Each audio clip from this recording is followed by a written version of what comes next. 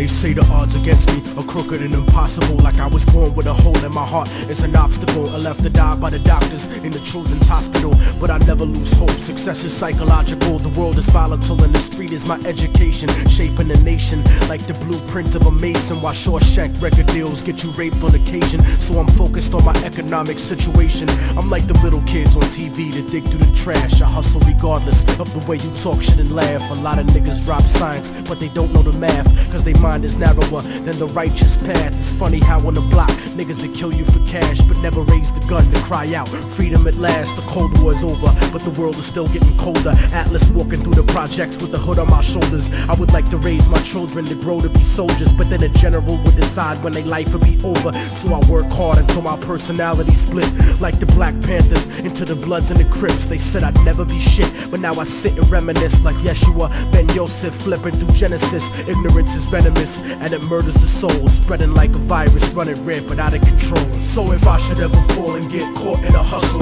let them know that I died while I fought in the struggle. From the hood rats to rich kids lost in the bubbles, spray painted on the streets and in the subway tunnels. Write it down and remember that we never gave in. The mind of a child is where the revolution begins. So if the solution has never been to look in yourself, how is it that you expect to find it anywhere else? Immortal technique in the streets, back on the hustle, cause 3 strikes to get you life for stuffing cracks in a duffel. Upstate behind steel gates, attacked in a scuffle, razor blade stuck on the side of pencils hacked to your muscle. But the emptiness is what bleeds you to death when it cuts you, and it's the lawyers, not the inmates, scheming to fuck you, trying to fight the system from inside eventually corrupts you. But that's what you get when you put a corporation above you, and it's the people that love you that seem to hurt you the most. Sometimes when they die, you find yourself cursing a ghost, but you make success, nobody delivers your fate. Sometimes you give and you take, since prehistoric vertebrates crawled out of the lakes. And that's the truth about life, more to do with the ghetto than your car rims and your ice. Cause even though we survived through the struggle that made us, we still look at ourselves through the eyes of people that hate us. But I'ma make it regardless